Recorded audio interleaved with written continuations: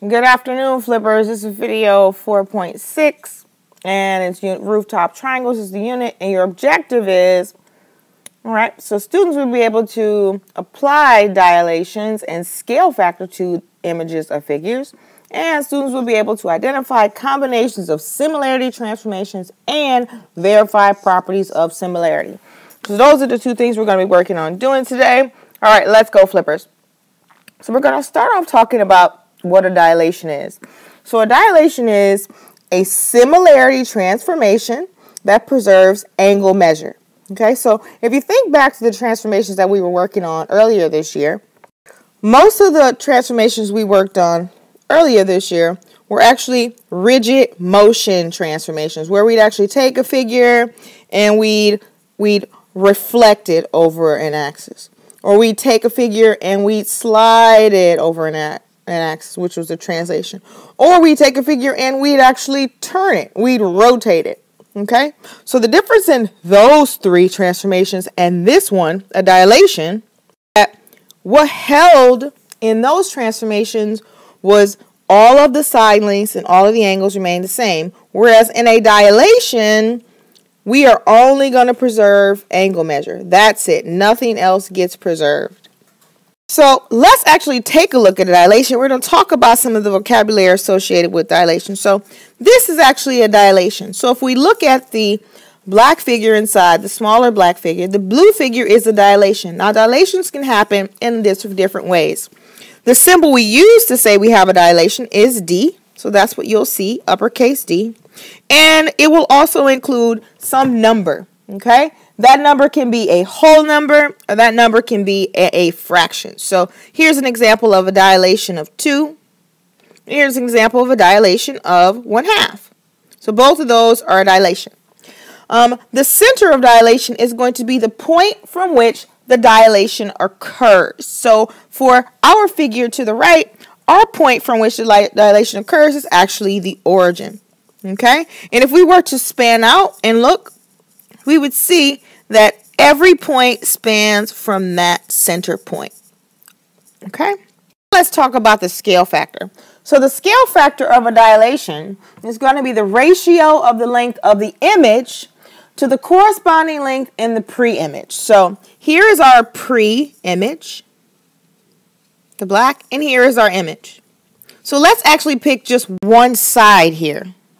Here you can see I picked one side and its corresponding side in the image. Okay, so in the pre-image I picked the side here, which has a distance of 2, and its corresponding side in the image has a distance of 4. So in order for me to figure out what the scale factor here is, I need to make a ratio between the image and the pre-image, and that would give me 2.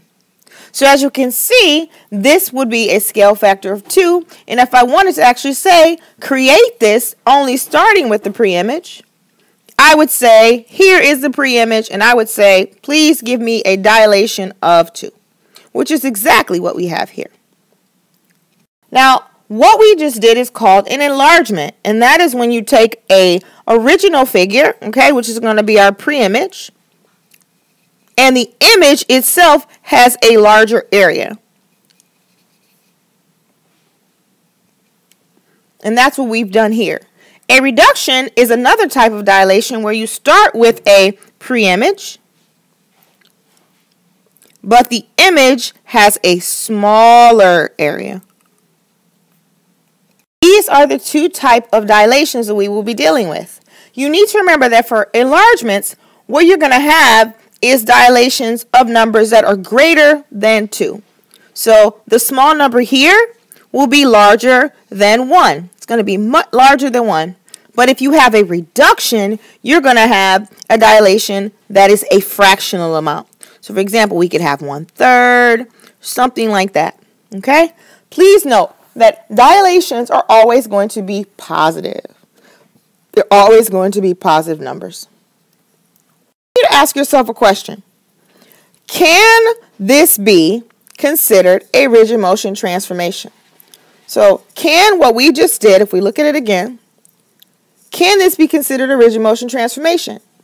And basically what I'm asking is the area of the original pre-image congruent to the area of the image?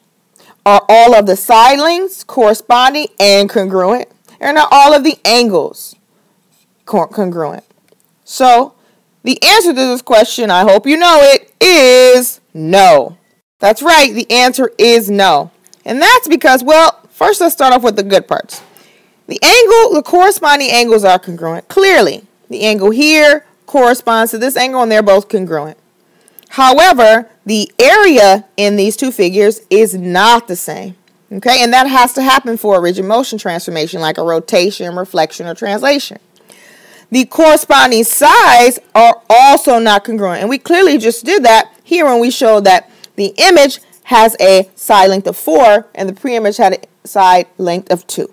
Okay, so this is not the case for dilations. Use the term similarity transformation for dilations only. Dilations are going to produce similar figures. Well, that should make sense because remember, we're preserving the angles. And that's what it means to be similar. And they have a scale factor. Okay? We're going to take a look at some composition transformations where maybe we'll do a translation and a dilation or a rotation and a dilation to see if we can combine a couple. If you've ever been to the eye doctor, you've probably heard the word dilate. Okay? So what that actually means is when your pupil in your eye is opening, okay, the iris lets the light into your eye. And depending upon how much light is available, the pupil size changes. So in normal light, you know, when you come to class and the lights are actually off, right, the lights are dim. So your pupil actually expands. Okay? But in normal light, when we turn the lights back on and you guys get to work, your pupil actually gets smaller. So again, this is actually what we're talking about as a dilation. There is a scale factor between the diameter here, which we can see will be actually 4. So it's really, really clear to understand that this is something you should use and understand. Take a look at example number 1. It says, the blue figure is the dilation image of the black figure with the center of dilation at point C. Is the dilation an enlargement or a reduction, and what is the scale factor of the dilation? We're told that the blue figure is the dilation. That means that we started, the pre-image here is the black figure. So we can clearly see that 12 is larger than 8, so this must be an enlargement. Figure out the scale factor. So we need to take a ratio between the side length of the image and the side length of the pre-image, which would be 12 over 8. And if we reduce this, it reduces 3 over 2, which reduces to 1.5. So the scale factor here, although it is a fraction, this fraction is greater than 1. Okay? And because that is the case, it also proves that it is an enlargement. Okay? Example number 2. Very similar question. Again, this question tells us that A prime, B prime, C prime, D prime is the image. So if we're looking at this, we can see that this is actually smaller than the black figure, which tells us that this is a reduction. To figure out the scale factor here, we need to figure out one length of each side that corresponds. One side of the actual image and one side of the pre-image. So let's take a look at side AB and A prime, B prime.